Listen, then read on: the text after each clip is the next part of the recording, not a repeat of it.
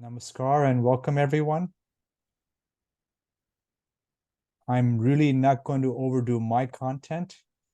I don't live in Africa, so I'll give you some methods and tools we use when we do futures work. And please use the chat function when I ask you questions. We'll go through a questioning of the future process. There'll be a series of questions and you'll answer them. If you want to raise your hand, you can, or use the chat function. So let me start with screen sharing.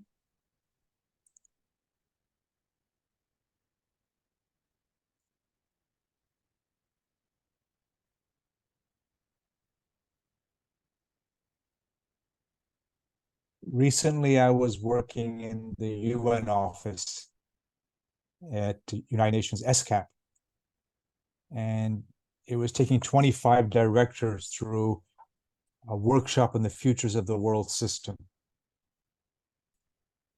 And one of them, I asked them, as we start this process, what would you say is the narrative of the UN system?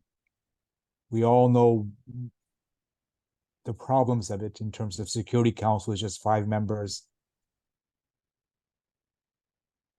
And so when he gave his answer, I was quite touched. He said the UN is like a football game. The players are unruly. I mean, the world system is like a football game. The 11 players are unruly. The UN is a referee with a very small whistle. So the players do what they want. And I think that really captured the frustration these experts feel when they're dealing with world problems, whether it's climate change, inequity, poverty, environmental crises, etc.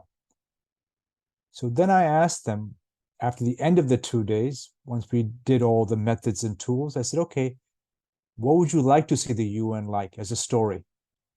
We weren't talking about should we have a Security Council or not? What's the role of Africa or Asia? We just asked him, what's a better story? And I was surprised. He said he would like to see the UN as a football coach, as the coach. Right now, it's a referee trying to tell players you're breaking the rules, telling Russia you can't invade, for example. And Russia is one of the players that doesn't listen. So I said, actually, the UN is a system of 11 football players, and all of them think they're Lionel Messi. If you know the Argentinian football player, each one thinks they're a superstar and doesn't have to listen to anyone. So they said football coach. So let me ask you, just to get this process going, what would be your recommendation? What's better than a referee with a small whistle? What would you recommend here? You can raise your hand and speak, or put in the chat function what might be a better metaphor for the UN in terms of succeeding in climate change, gender inequity, global poverty, global governance, the issues we're facing. Anyone?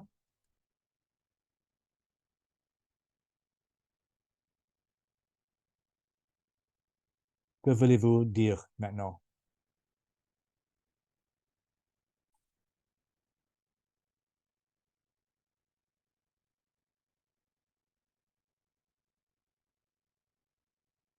Change the system? Okay, so that's a systemic approach.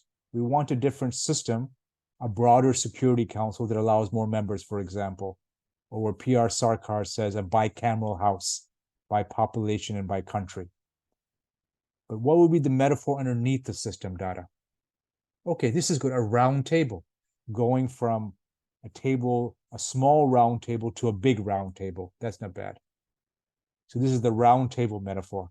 So instead of a football pitch, which is rectangular, our dear friend Shiva Priya suggests a round table. Not bad. We have 2 suggestions here. Any more?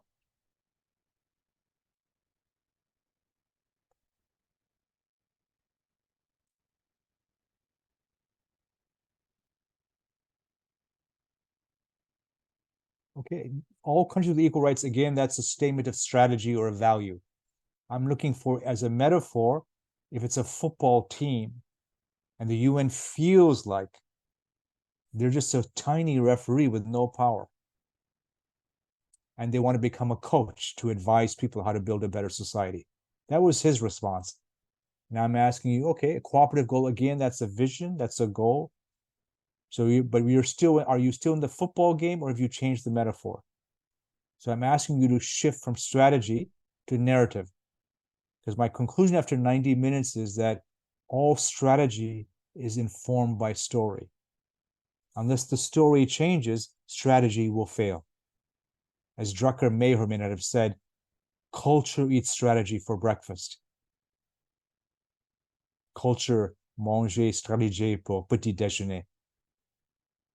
Madhu is laughing at my French. I'm doing my best.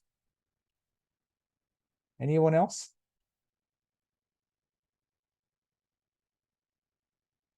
What's a better narrative than a football game or a football coach?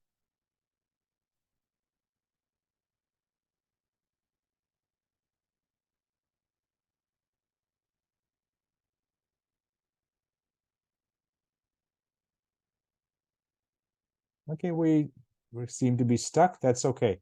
We'll come back to this. Maybe it's too soon to be reflecting on this. Yeah, I think coach position is much better, but we want to see what's after that.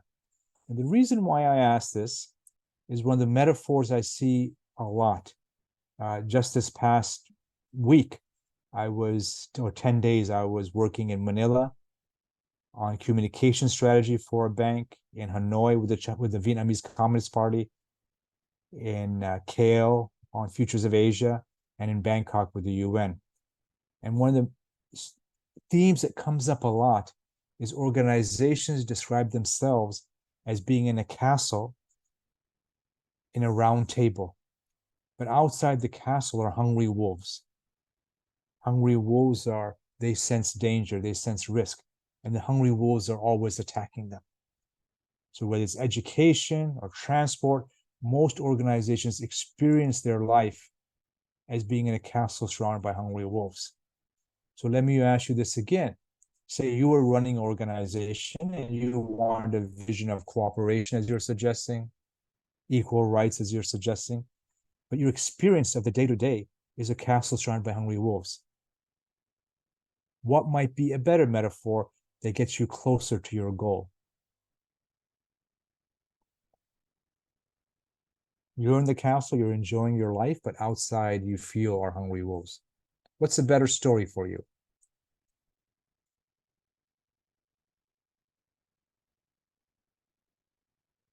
How would you change?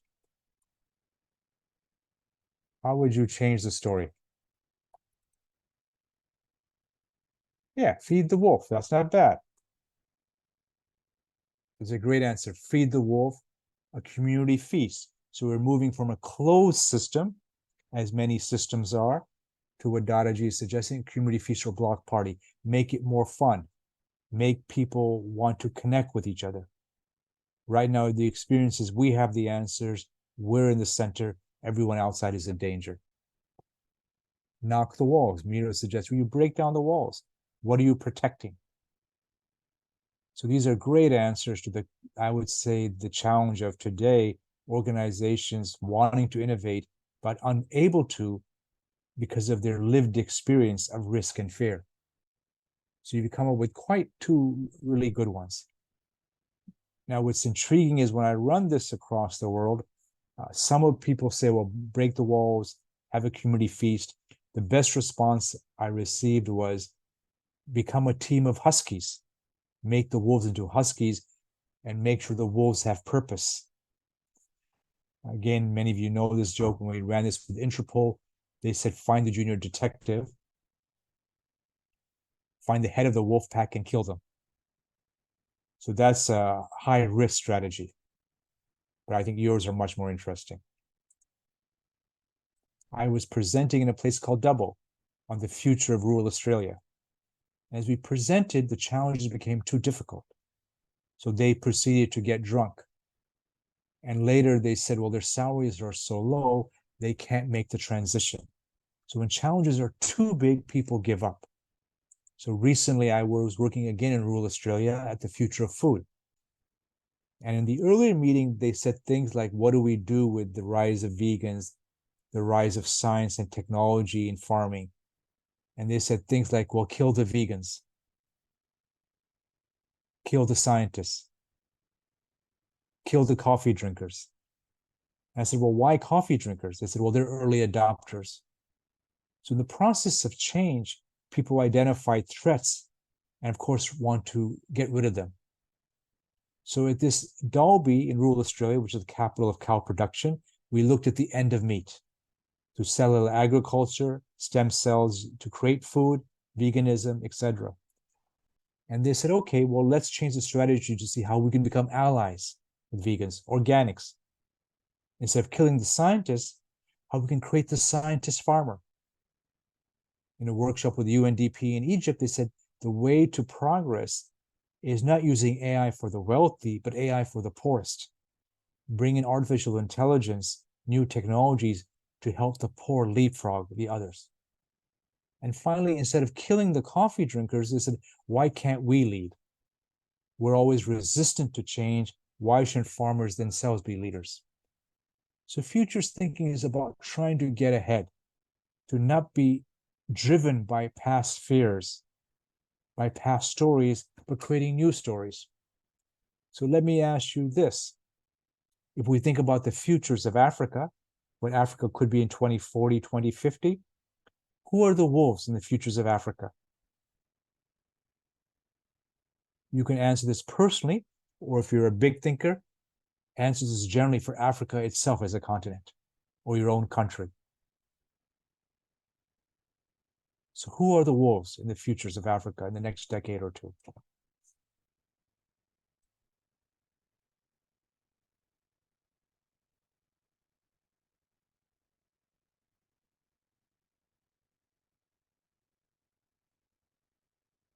You can use chat. If you prefer to say something, you're welcome to say that.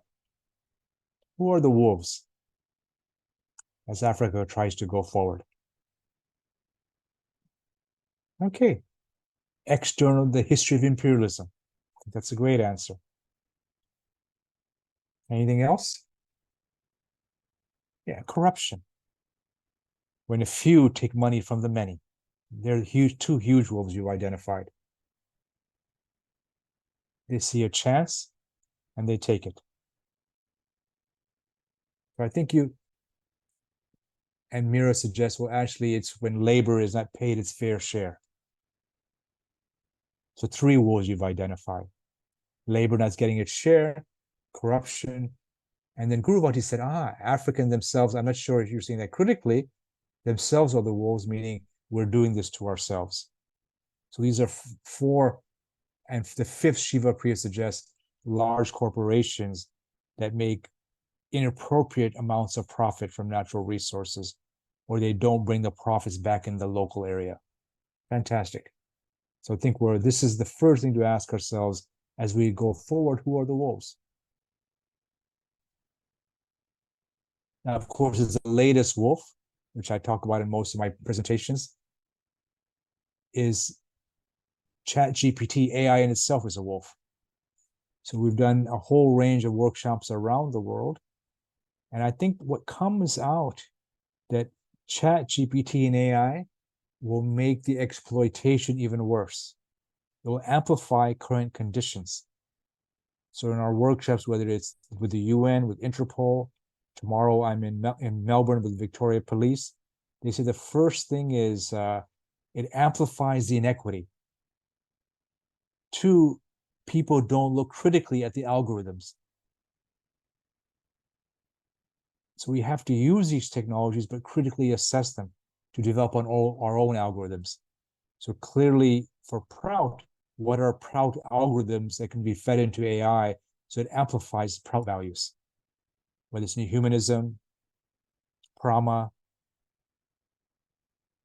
gender equity, etc.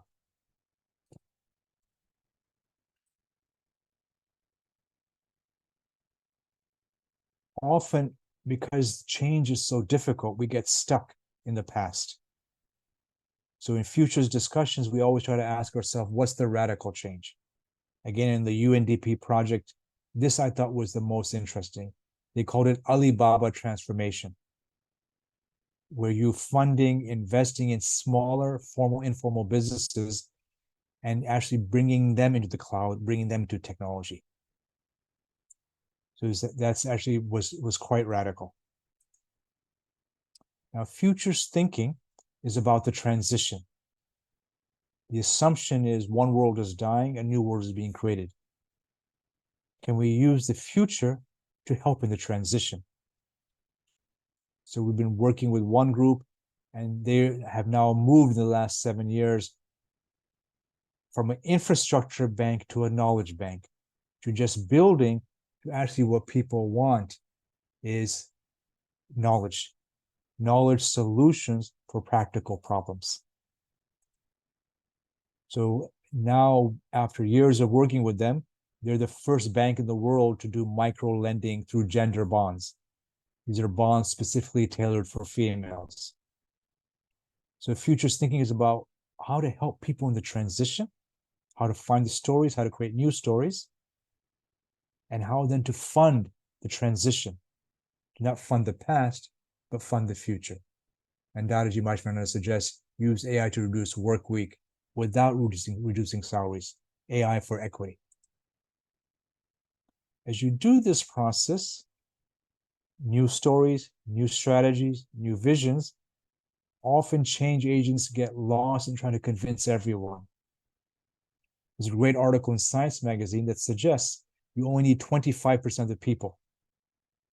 25% of people need to take a stand before large-scale social change occurs. You don't need 100%, you need 25%. That makes what's called the tipping point.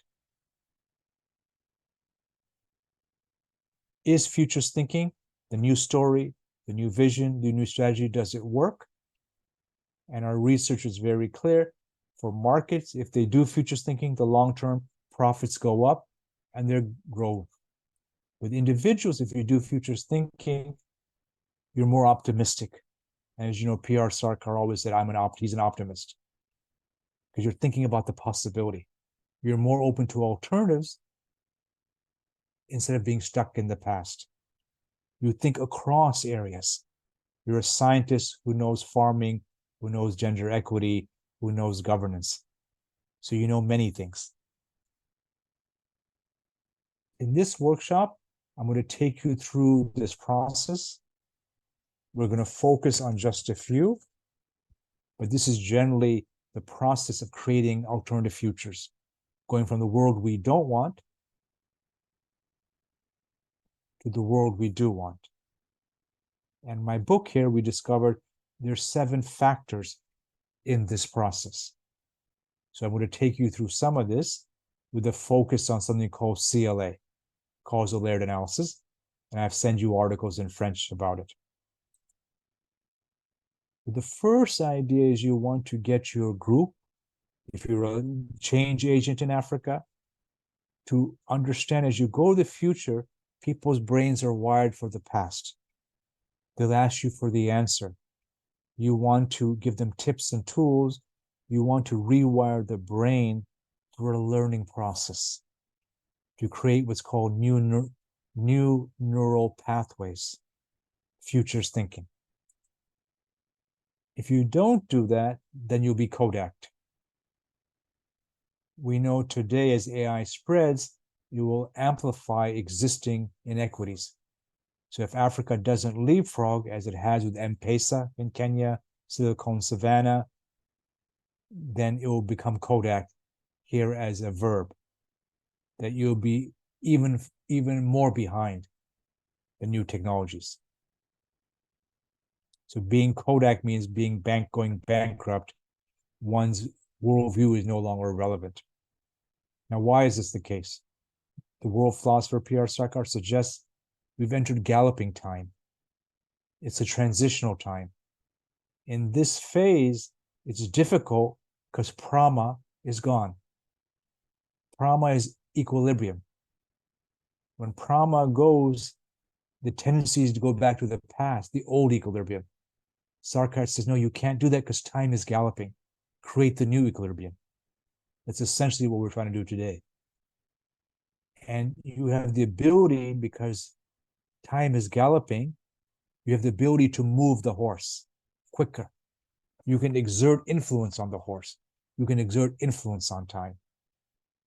So it's a difficult phase, c'est difficile, but it's a phase that has plasticity. You can make changes.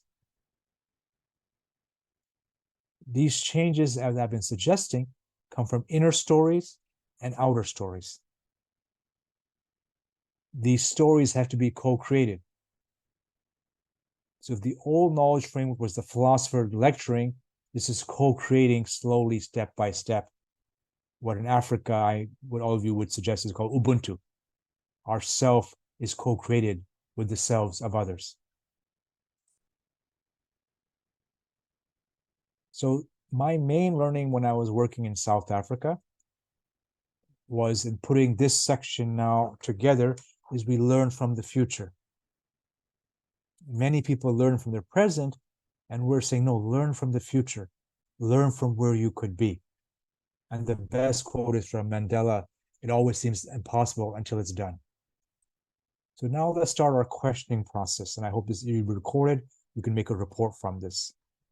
So as we think about Africa 2040, or if your own country, if you're living in Africa right now, ask yourself, what is impossible today? What is impossible today? But if possible, changes everything. What is impossible today? But if possible, changes everything. So that's in the chat function. What's one factor that could change everything for the future of Africa going to 2040 or 2050?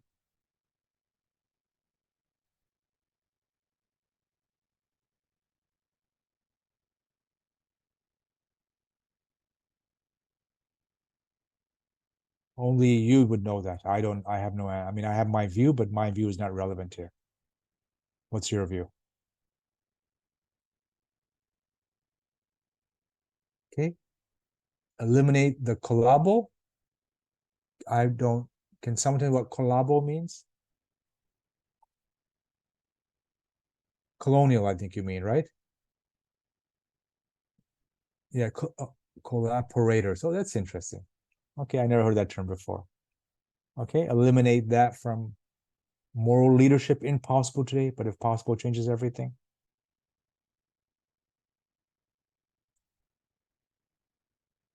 Okay, what else? Three, for me, I'll write you mine.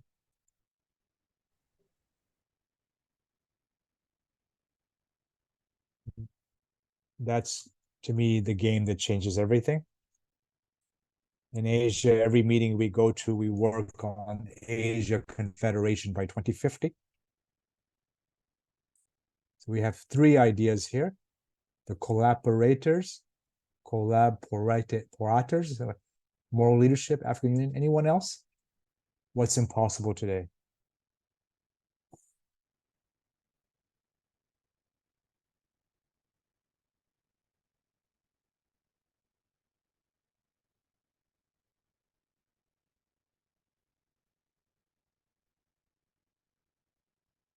Yeah, the wealth stays in Africa. Right now, we know it leaks out. So the multiplier effect of wealth spreading stops because the money's leaked out like a vacuum cleaner. It's a vacuum, it's a vacuum cleaner theory of economics. It doesn't stay in the area. So we have four ideas that could change the game. A fifth? Madhu, I know you're translating. What would be your wisdom here? What would be your big idea? Now asking you as someone from Africa, not as a translator. Okay. Okay, yeah. Ethical leaders, says Madhavi. And there's one in French, Pan-Africanism, okay? So the African Union, Pan-Africanism, conscience les peuples et quoi dans la manière de penser. Yeah, encourage agriculture. Manu, can you translate that? I don't know what élevage is.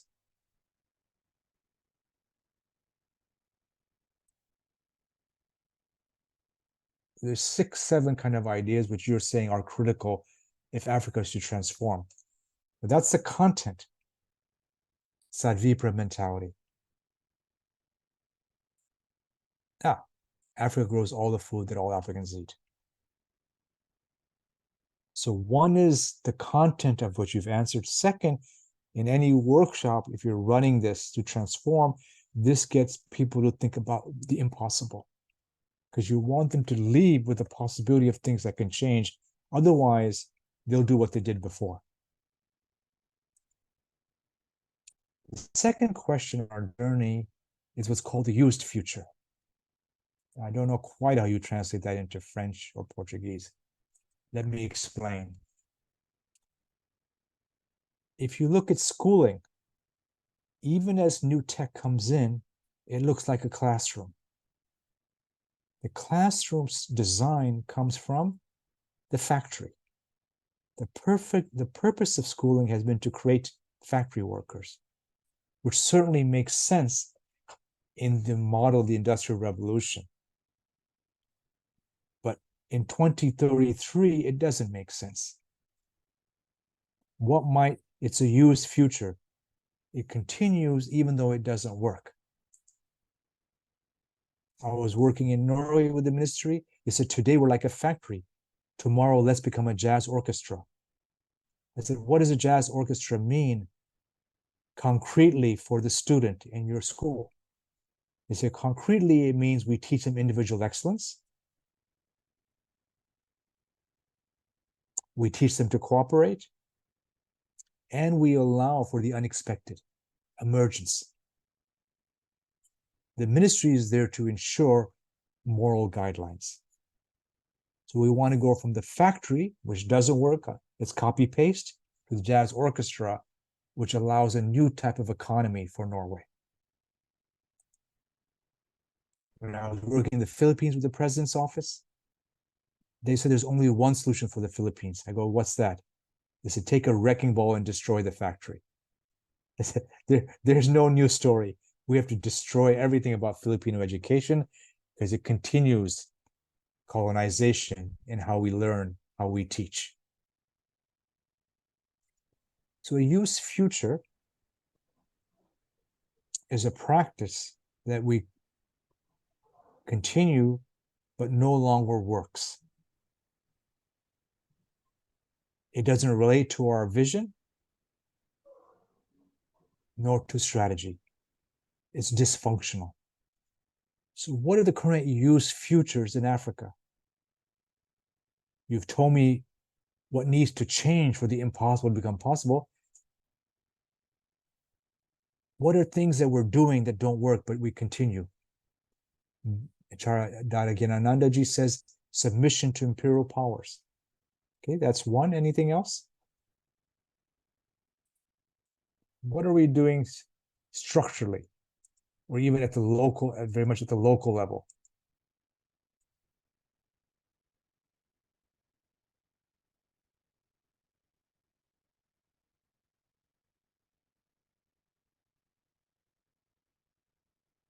It's a lack of self-reliance.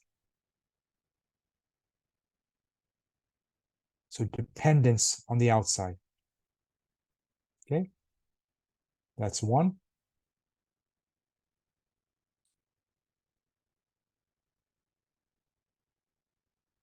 Okay, poor is a statement of reality, but what are we doing to create poverty that doesn't work, that we keep on doing? What's the strategy that we continue as a used future? So poverty is a description, but what's the use future behind it? What's the practice?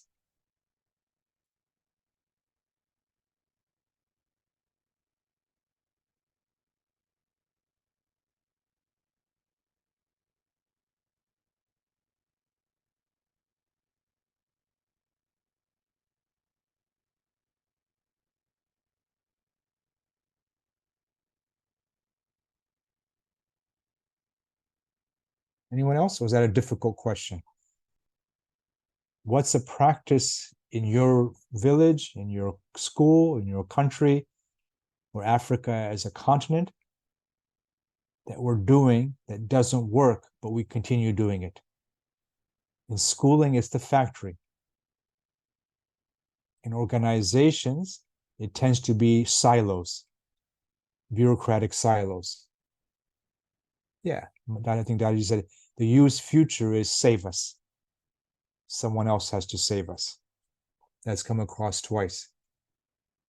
And Ndombi says réduire les églises qui emprisonnent les gens dans un dogma. So dogmatic ways of thinking, if I understood correctly, Madhu.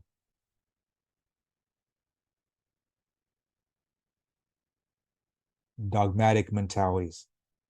So 3 big youth futures.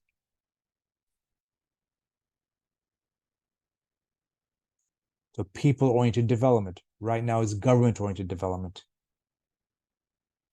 4 youth futures.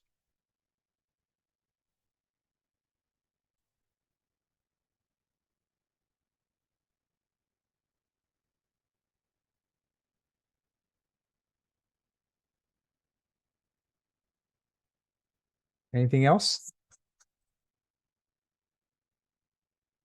Okay. Our strategies that don't, again, borrowed futures instead of authentic to Africa, if I understood Om Karnath correctly. So again, that's the notion of Ubuntu, I guess, and other core ideas.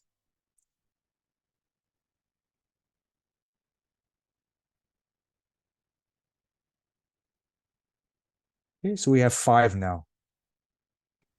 Did I get Om Karnath correct, Madhu?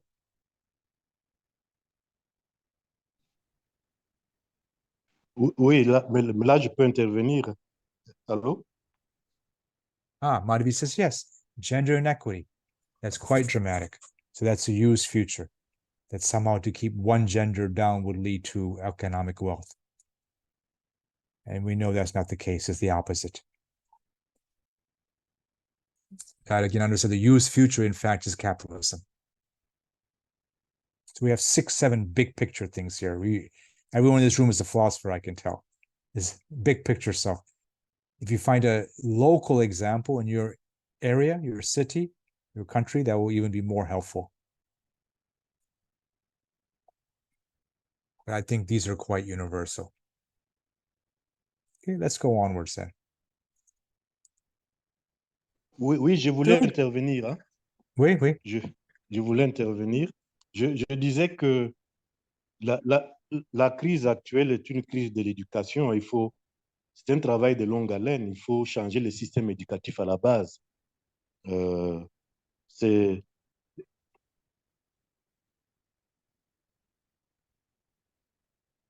But we must change the educational system, if I understood the French correctly. It starts there. Such as suggest, again, the youth future is perhaps Africa can develop from the nation state instead of the continent as a whole. Okay, thank you. So 7, 8 fantastic ideas. But let's go to question 3 now. This is a questioning process which we know works in creating new futures. Question 3 is what's coming down the road? What are the seeds of change? We use the work of, he just passed away, my colleague Graham Alter. He suggests most of us focus on problems. They're overwhelming. They're the present. Groups that do better focus on trends where there's some data. Groups that do the best focus on the seeds of possible change. They create the future instead of getting lost in the present. What are some of these emerging issues that will impact Africa? The largest milk company in the US just went bankrupt because they did not notice the shift from cow's milk to almond, soya, and other types of milk. We've seen the cost of an in vitro burger drop from $325,000 per burger to the one I bought yesterday was $4. The anticipation is most of the world's agricultural system will be supplanted by what's called cellular agriculture. This and new milk. This may or may not be true, but it clearly spells huge challenges for African agriculture. I work quite a bit with FAO and WHO, and we're looking at 3D printing of food, the Internet of food, food as software. And our new book is The End of the Cow. Those of you who know the work of the world philosopher P.R. Sarkar, he said very concretely that we're in the final stages of cows will disappear, most likely this century. They're meeting their genetic dead end. But we're arguing it's the end of traditional meat, the rise of food as software model. What happens to Africa in this world? This is truly localized food with high science. The second seed of change we're seeing everywhere is the move towards efficiency through cooperatives. Phase 1 is the taxi driver. Phase 2 is Uber. And there's a group in New York saying, well, why can't the Uber driver, in Pakistan it's Careem, in Malaysia it's Grab, why can't the new driver own the platform? So this is called cooperative platforms. So this is something coming down the road.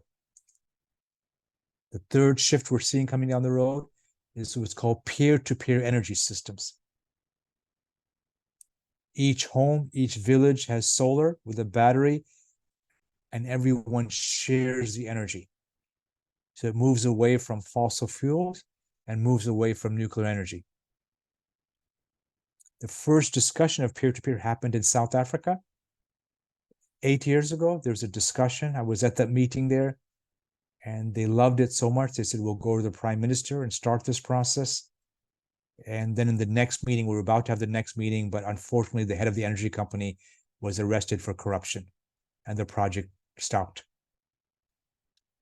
So this, of course, as many of you said earlier, corruption stops the transformation.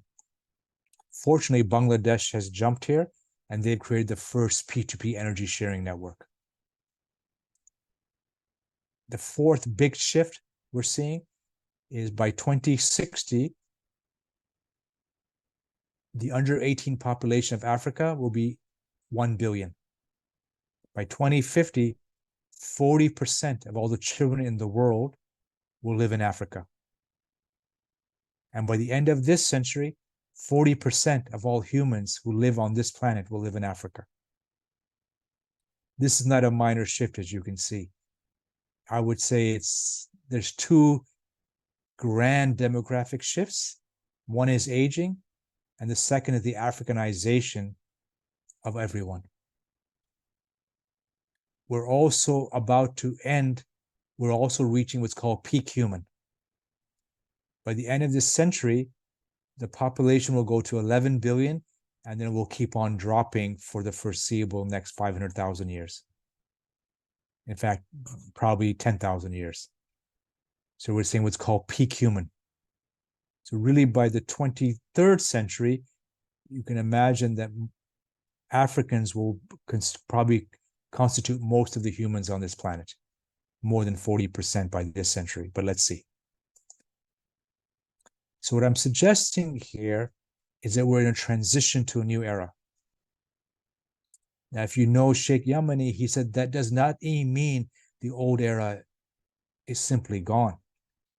The Stone Age did not end for lack of stone, and the oil age will end long before the world runs out of oil. So we're seeing the shift towards regional organizations. Doesn't mean that nation states will disappear. So those are some of the things that myself, as a futurist, I focus on. But you're African experts. What are some of the emerging issues in Africa the next 20 years? These are weak signals, not well known, but you may know them because you have insights others can't see. So what are some of the weak signals? Unknown, high impact possibility. I've given you 5. AI, end of meat, rise of cooperatives, beginning of peer-to-peer energy exchange. They may not occur, But if they do occur, everything changes. What are some of those that I can't see that you can see as you're experts in Africa?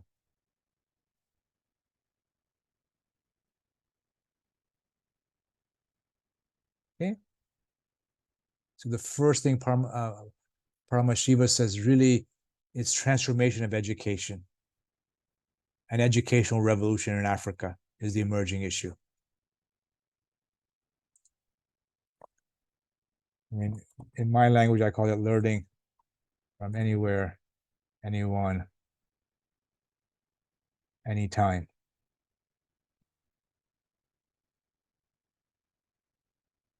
And it'll be easier in Africa than it will be in Europe, because Europe's educational system is very, very, very hierarchical.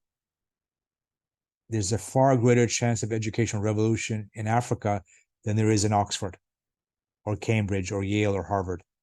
They're far less likely to change. So this is the leapfrog. Awakened youth, fantastic.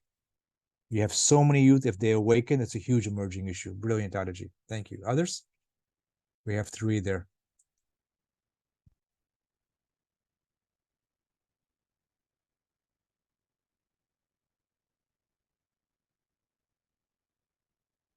Okay, let's go on. So those are pretty good. If no one writes anything, I'll go on to question 4. Now, question 4 is, well, none of us really know the future. And among the value added, the things we can contribute to any international discussion, any local discussion, is this notion of scenarios. Not one future, but many futures. This awakens the mind to possibility. I was working with the government of Malaysia 6 years ago, developing their national vision for education. And they suggested 4 futures. One was no change, the traditional European model, bricks and mortar, more buildings, more professors, more ministries. The second was jukebox university. Students choose courses, what you see in the US quite a bit. The third was the Uber University. The professor, the knowledge comes to you wherever you are. And the fourth was the end of the university, micro certification. So just as in this course, you're getting a certificate, throughout your life, you get certificates based on what you learn. So you move from a credential society to a learning society. So we don't know the future, but they were saying, aha, there could be more than one future. I was working with a large car company in Asia, and they said, well, let's just sell bigger cars, future 1. Future 2, let's sell tailor-made cars. You decide the color, the type of engine. Future 3, no, we shouldn't be selling cars per se. We should be selling green AI transport systems. The end of the car and the beginning of the green transport revolution. And future 4 was the most interesting. Why are we selling cars? We should sell mobility. People want mobility, not cars. So the notion is, what are the different futures for Africa?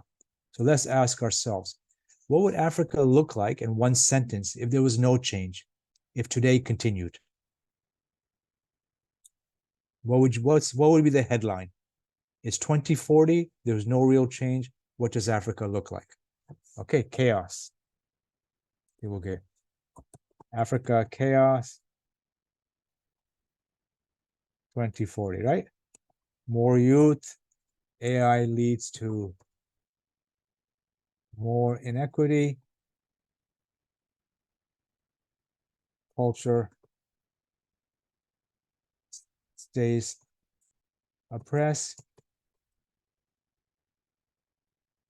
and politics stays national, right? Something like that. Is that it? Africa chaos 2040. Yeah, even more than chaos, violent chaos. Yeah, that makes sense because young people won't have jobs. Now let's go marginal change. Marginal change, like I said, is from the bricks and mortar in Malaysia to the jukebox. Change can be difficult. but marginal change, a little bit of change where some things work.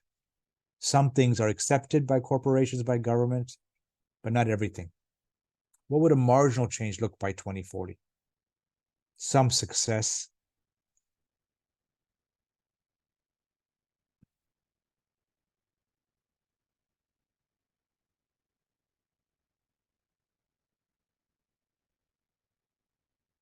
The first was Africa chaos.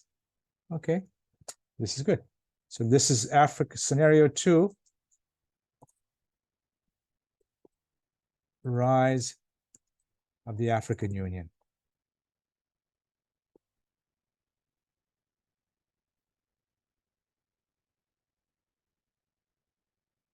So some solidarity.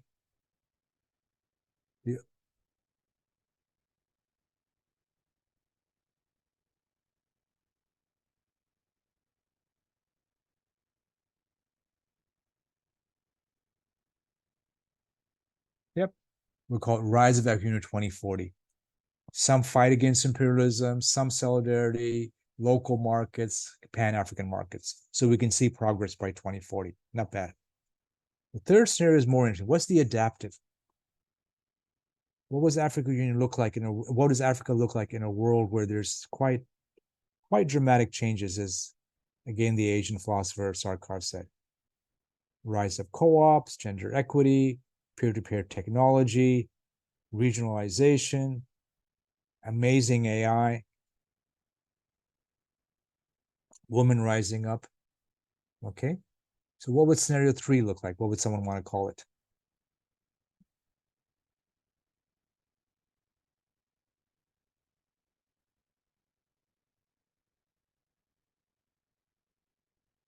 Anyone? Okay, thriving, prosperous. Others?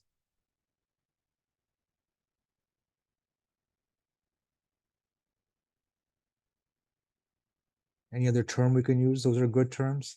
Thriving and prosperous Africa.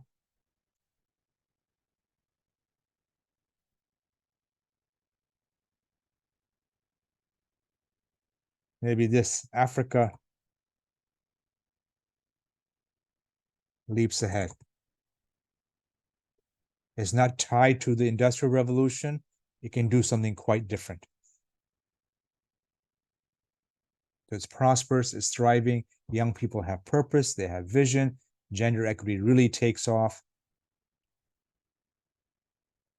Yeah, let's call it Africa as Ubuntu. Okay. So now some people spend months on these scenarios. We're trying to do them pretty quickly. Now let's go radical. What's a scenario outside our terms of reference today, where the game changes? So we got the 3 ones: violent, chaotic Africa, moving towards African Union, and even beyond African Union, an Ubuntu Africa. And what's the radical one? What's outside of the way we think about today? What could that be?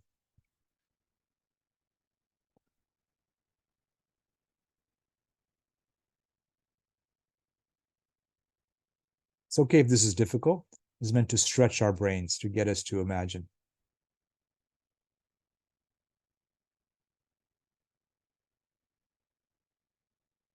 But maybe no Africa. We go into a world community. Or maybe climate change makes Africa too hot. I mean, I don't know. I'm just throwing out ideas.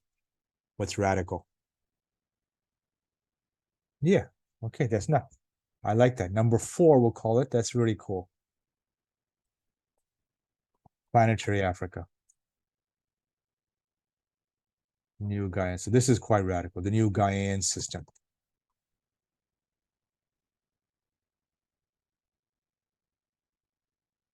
Okay, not bad. So this is just to get you start to stretch our brains what's possible. It doesn't discount the present, but it moves us forward. Now, as we think about where we want to go, there's a whole, I think Dadaji has it. Everyone's looking to Africa. I can remember Mahathir, the Prime Minister of Malaysia in 1990, said, look east. Don't look to Europe. Look to Japan for the solutions. And they did. And this is saying Ananda Wakanda. Okay, Satya got it. I think that's the one. That's the best sentence I've seen. Ananda Wakanda is the coolest thing ever. Okay, that's radical. And everyone knows Wakanda is. Okay. Ananda Wakanda 2040 Africa. Very cool. Okay. Now I'm skipping some stages, but we're only together 90 minutes. The fifth success factor is we have to have a story behind this. So I can assume that most of us prefer scenario 3 and 4, right? Africa ahead, Ubuntu, Ananda Wakanda. I think there's some themes that have come across quite strongly. So if I put that as a preferred, and I'm skipping some stages, it's Ananda Wakanda, Africa leads, Pan-Africanism,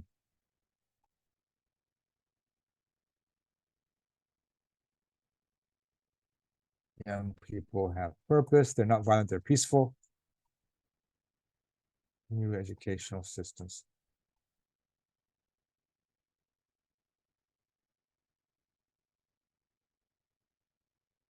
I think that's kind of what everyone's been saying, this adaptive and radical. Now, underneath everything, if we go back to the beginning of today, the tool I want you to try to remember is one visioning the future, but also underneath the future is a story. To remind you, the power of metaphor. So there was a study that looked at metaphors in crime. So they gave data to two groups, and they said there's 10 crimes in your area, 10 crimes in your area. But group one, they said crime is a beast. Group two, they said crime is like a virus. When they asked people to make strategy decisions, where will you put your money? Where will you vote? The group that said it's a beast, they would put money in prisons. If on your piece of paper it said crime is like a beast, you'll fund prisons. If on your piece of paper it said crime is like a virus, you'll fund education. So the story helps define your strategy. So part of being a social change agent is finding a narrative that's powerful, that people want to purchase, to live in. So I've been working with mental health groups quite a bit, especially now with COVID. And today they said, we can't solve the mental health crisis. I said, why? Because we live in a world of roadblocks and silos. Nothing's possible. Police don't talk to community. Community don't talk to health workers. They don't talk to hospitals. They don't talk to parents. Everyone lives in different worlds. We don't have a solution. He said, what's a better story? It's the mental health system creates the data tree. So for prevention, early monitoring, suicide prevention through having early warning signals. Whether you like Microsoft or not, they asked Microsoft CEO, why are you so successful? Everyone assumed Microsoft would already fail by 2023. They said, because I asked my departments to stop hiring the smartest people. Don't hire know-it-alls. Hire learners, the curious. So this was his key strategy. He changed the story from Mr. Know-it-alls to learners, people who co-create knowledge with each other. I think that's the definition for me of Sadvipra, courageous co-learners. So now let's look at Africa. Question 5, what's the metaphor of Africa today? If I said, if Africa or your area is like what's the metaphor? What's the story today? Africa is like a, we'll do a new metaphor later, but right now, what's the current metaphor?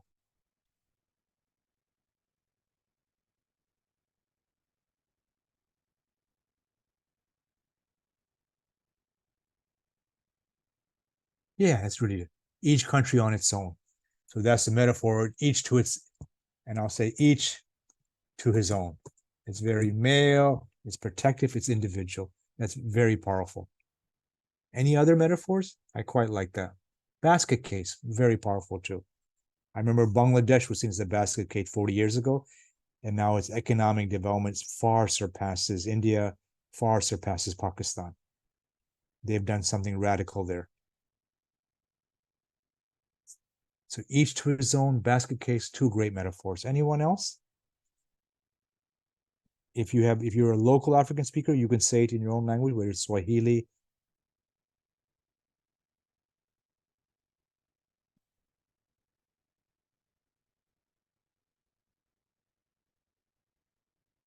Okay, we have two. Basket case, each to his own. That's not bad.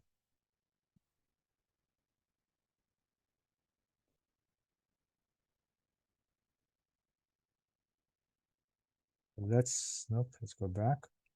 Sorry.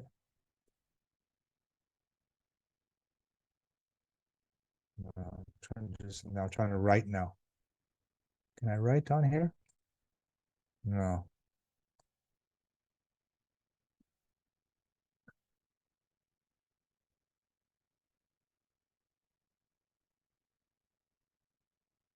Outside dependent. Okay, that's the analysis, but we're actually looking for the metaphor.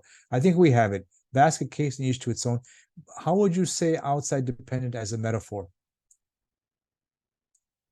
That's a statement of a fact. Okay, help me is good. Yeah, help me. In Urdu in Pakistan, they say kuch de do. Give me, give me, give me. The core metaphor of Pakistan is kuch de do. Asking money, the beggar asks money on the street, the country asks money to IMF. And then now recently we asked money to Putin. But it's still the same story, it just changes form. Whether it's Russia, IMF, US, or the street, it's person on the street. Give me. It's a child that hasn't grown up. So that's fantastic. We have three really good metaphors. Now, normally, can I write here? Yes, I can. And so good. Each. I don't know how to do it, Subodh, but somebody wrote a red line across your presentation. You'd have to. You did that, the red line? Yeah, I'm trying to do it, but I'm not doing it well. Well, that's very impressive writing, Subodh. Yeah, I think I need to do a bit better than that. There used to be a way on Zoom I could do it, but I can't. I'll annotate. There we go.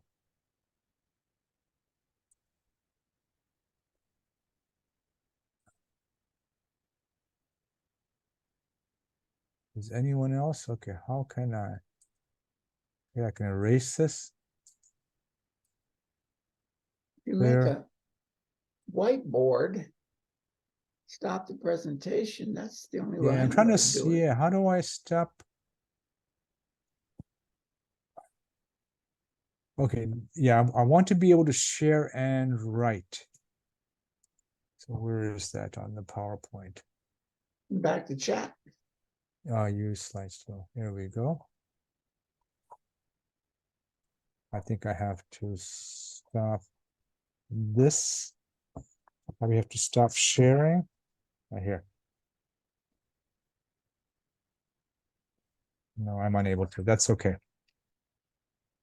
Okay, so the three metaphors we got were quite good. Sauve qui peut. What's sauve qui peut?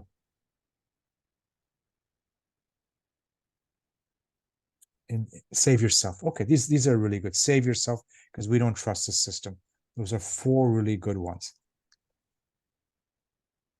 Now, what are some ones for tomorrow? I really hope someone can write a little quick report here. This is quite good what everyone's doing.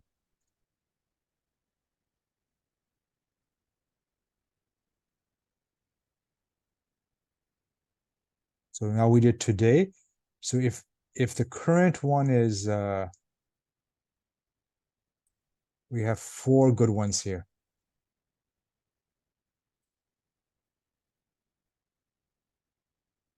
Save yourself.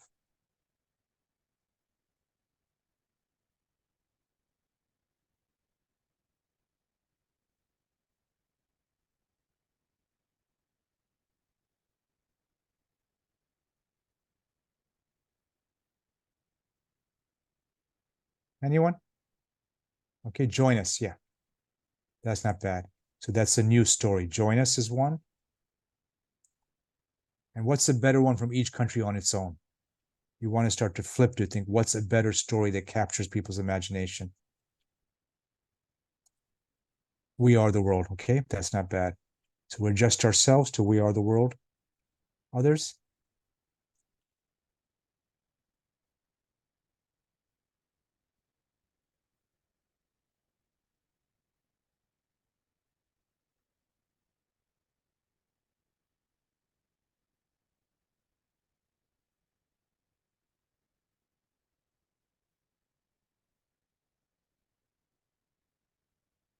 Okay, we have some news stories here.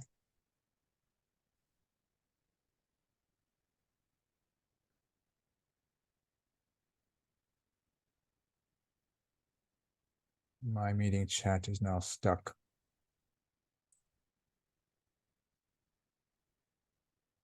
Okay, we are the world, Ubuntu. Now, come to Africa is more like a statement. Restitution is more like a political statement. You want to find something that's actually like a story.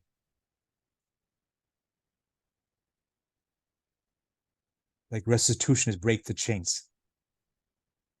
Join us is not bad. Save yourself from out each to his own to we are the world. That's not bad too. Help me. What's one you can flip from help me to what? So with the UN example, it was the referee with the small whistle to the coach. Yes, we can. Okay. Impossible to yes, we can.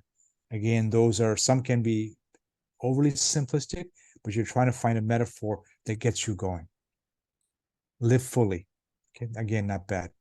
African global village. Okay, that's not bad. So that's quite clever.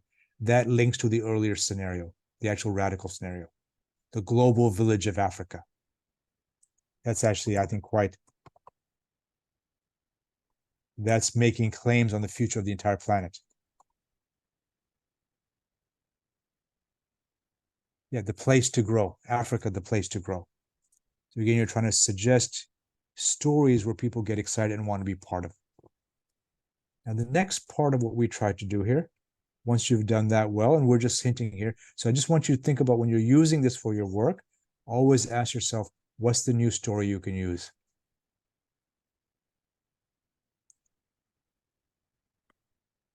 Now, part of this here is always what's our personal futures? So who are we in this story? So let me go back to you a bit. Each one of you that had a story, ask yourself, who are you in that? And you may have heard this before when I was working for a company 20 years ago. We were doing a project, and they were looking for new finances, new funding models. And we asked them, what's your metaphor of your company? They said, we're Cinderella, always waiting for Prince Charming. I said, who is Prince Charming? Prince Charming is the government. We spend most of our time writing grants to get funding from the government. So we're always waiting for Prince Charming. That puts us in a dependent situation. And so we can't innovate.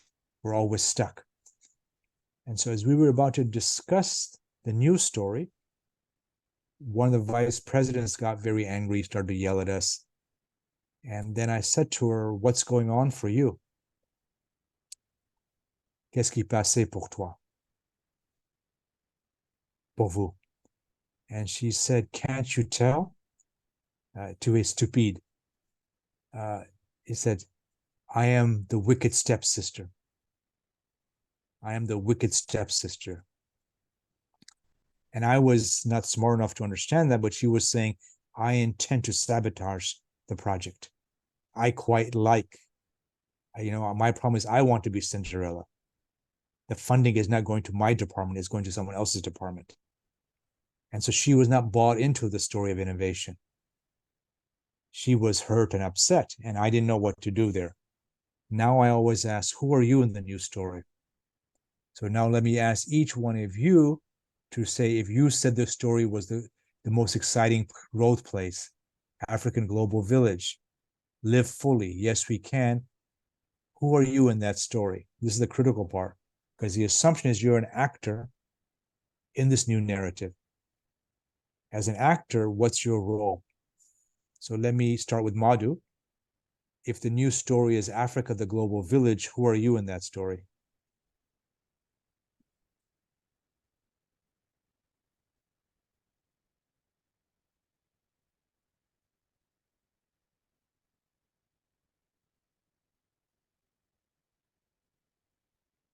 Write down your character in a way. Cultural agent, okay? There's a secret agent. Dadaginanda is the cultural agent. Dada Maharaja is the wise mentor. He's done this in so many countries. He can provide advice forward. Beautiful. Still waiting for Madhus. I know I'm putting him on the spot. I'm just worried he's going to talk about snakes.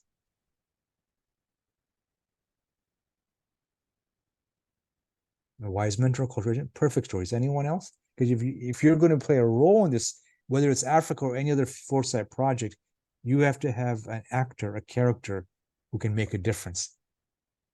If you know psycho-spirituality, Baba's works on microvita psychology, it all works at the microvita level, and microvita comes through the narrative, the story, I would argue.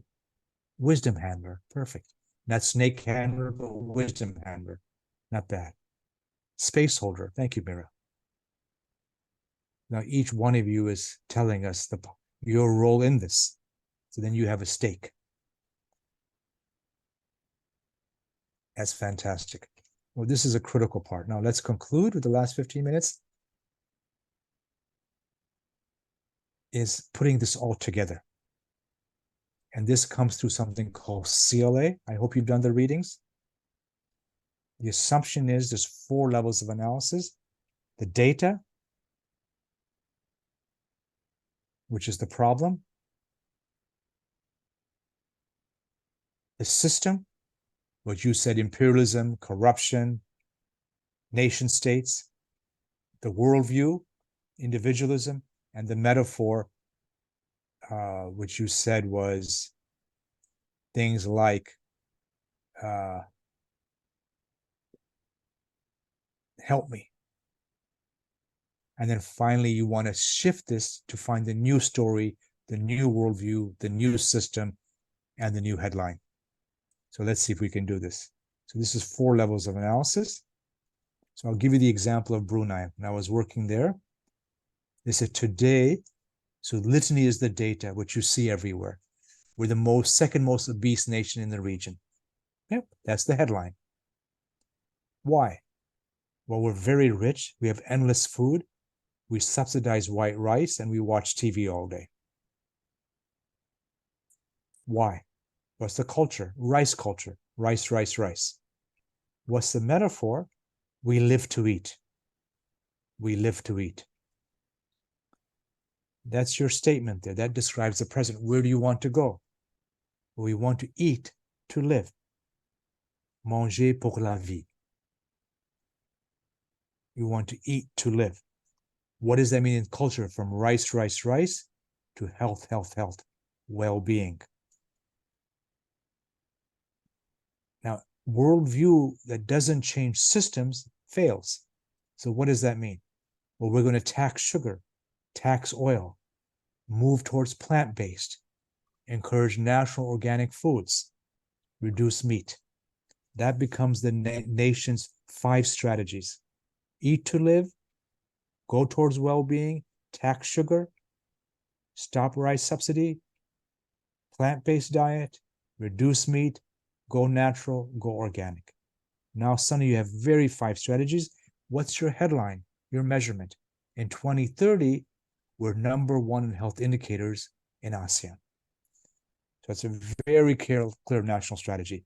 So I run these with Mongolia, with Kazakhstan, with Singapore, getting the country or groups in the country to analyze what's going on at 4 levels and have 4 levels of solutions.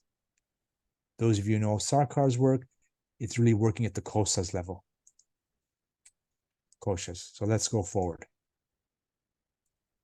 I gave you that example, and I won't give you more. I'll try to see if we can now write this. I've stopped sharing. I'm going to try to screen share again, but I'm going to try to do it so I can do the writing because we need to find a way. Here we go. Okay, that's what I want now. So let's try to do this as a group. So what's the current litany in Africa? The data, the issue. You people said poverty, lack of cultural power. What else? What were some of the problems you mentioned? The headlines. Oh, there's quite a bit. Someone wrote quite a nice thing here.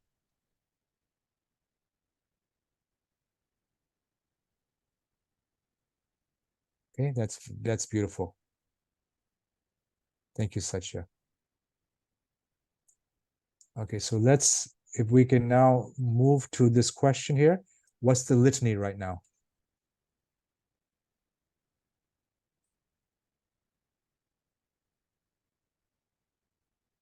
I put poverty, lack of cultural power. Anything else? Okay, save yourself was the story. That's good. Thank you. The worldview, I think you folks said nation state, imperialism, individualism, tribalism. Yep, I think that's what you said. And what are the systems? Exploitation, inferiority, complex, corruption. Anything else that was there? The worldview is still capitalist. The system is capitalist system. Okay. So I think that's kind of quite good there, right? What's the headline? Why is that the headline? And what's the deep culture behind that? Carcinoma ideology.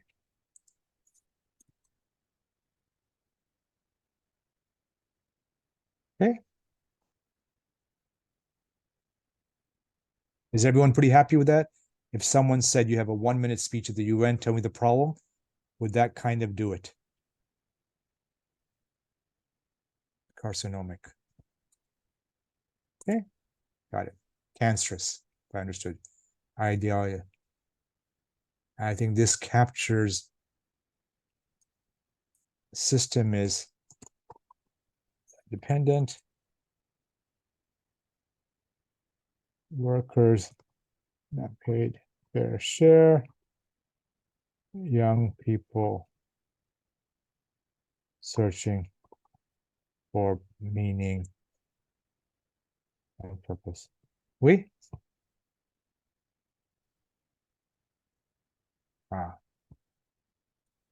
Old and tired educational system. Okay. So now we have the current CLA, causal analysis. Now we want to move to the new one. So what's the better one than save yourself? I think we had the global village of Africa.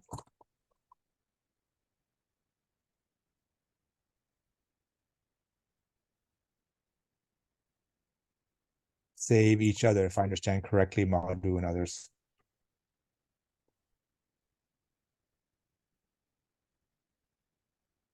Place to grow. Okay. And now what's the new worldview? The way of thinking. So that's what we want to do now. So we analyzed it using CLA. Now we're trying to come up with a solution space to put together our last hour and a half. So what's the new worldview? So this, I think you folks were very clear. Pan-African. African Union, Pan-African is the worldview. Anything else? Okay. Guyane. So this, in terms of system, it's focused on verdant environment. Okay. Anything else in terms of systemic changes? Worldviews? What would be your recommendations now? Okay. Africa leads. Platform. Cooperatives. And then it's self-reliance, educational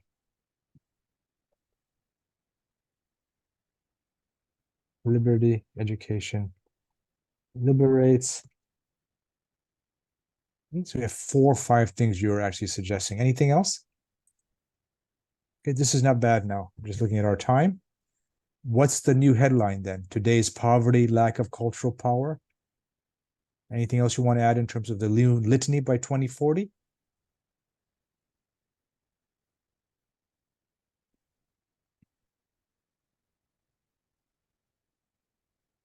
Yeah, thriving, I think, is okay. So Africa thriving is the headline. Yeah, Africa leads the world. So that's the radical one.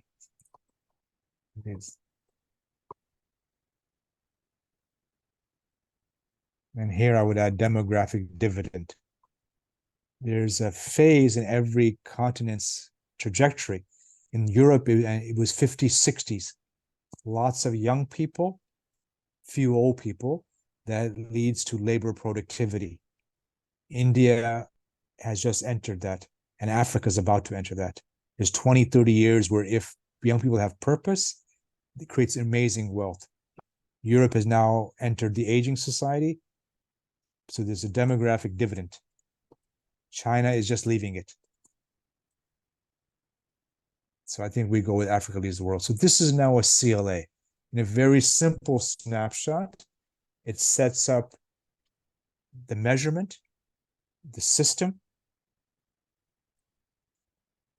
the new worldview, and I think the new story, which seems to have been this: save each other. So once you've done this, this kind of sets out your strategy. The idea of futures is really, I'll go to this last slide here, is again from the Asian philosopher. In our universe, nothing is fixed, nothing is stationary, everything moves. Movement is the order of nature. Movement is the order of cognition. Where there's no movement, there's no stir of life. Futures thinking is focused on this movement. Where is our movement taking us? Where might our movement go? And where do we wish our movement to go? That's really the focus. And I think from what I've learned from you, this is kind of where this group of 15, 20 people would like to see go. I'm always known to end on time. I'm going to stop the share here. And if anyone has have 1 or 2 simple questions, I'm happy to answer them. But I'm quite happy with what we came up with, given for 90 minutes. It's not bad.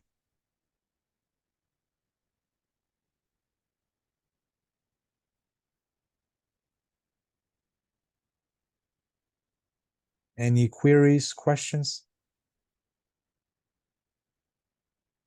We have 3 more minutes before this closes. If not, I'd like to thank Madhu and who was translating?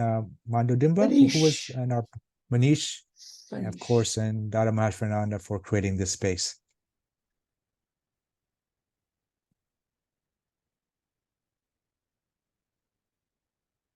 Thank you, everyone. In the chat box, if you have any last comments, you're welcome to share them. Oh, wait, I have Oh, there are some comments. Thank you, Mira. Thank you, Shiva Priya. I hope you feel confident to try these. We have an online course called Become a Futurist, Conflict Transformation Futures, and Personal Futures. If you want to, if you have funding, pay for it. If you don't have funding, email me and we'll give you a scholarship to take the online course on how to become a futurist and use the future to resolve conflicts and how to design your own personal future. Thank you, Satya. Thank you, Fanish. I feel happy. I think we actually did quite well here. There's a link in the chat to evaluate this course. We'd appreciate it if you click on that link and just give your evaluation. I have a message from Guruvati asking me if I work in Africa. I've been to South Africa 3 times and Egypt virtually, and I was just in Morocco a month ago working with ISESCO. But I will go to, I just have an invite from Nairobi to work there for a week. Here's the link.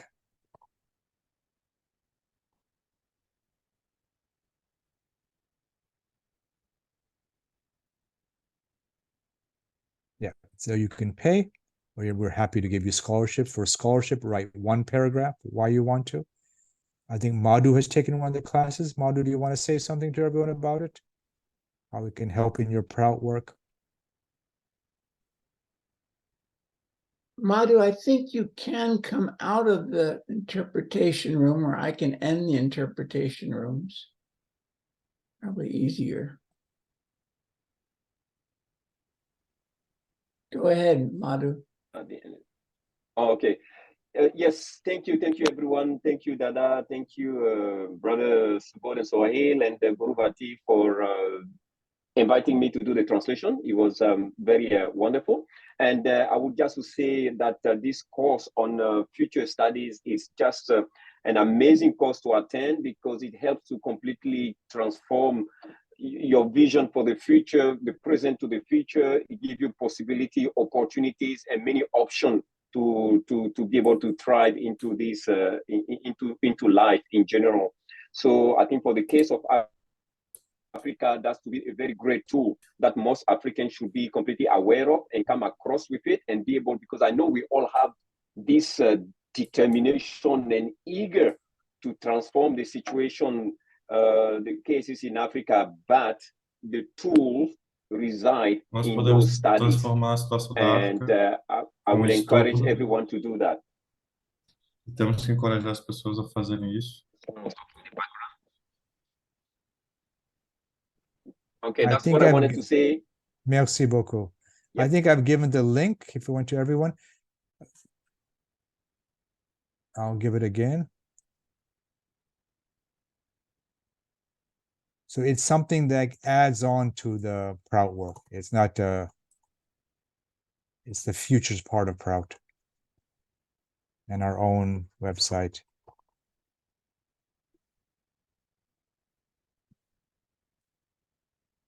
There's some personal comments. Feel free to email me later. I can respond. But I think one of the things I've learned, always end on time, start on time, and end on time. So thank you so much. I will send that slide to Dadaji here. And if you wish to use it, you're more than welcome. I'm very happy. Well, you have the recording there, but that slide I can send. Thank you very much.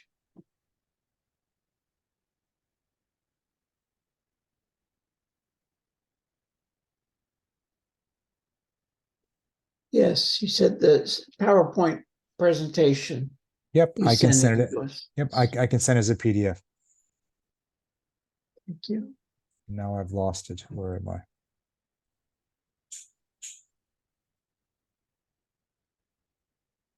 Are we still here or are we gone? You're still here. Oh, okay. I've lost the, oh, here's the screen. Okay. Okay, well, thank you so much. I will forward it, the PDF of it, and we can go from there. Okay. Thank you. Thanks so much. Take care.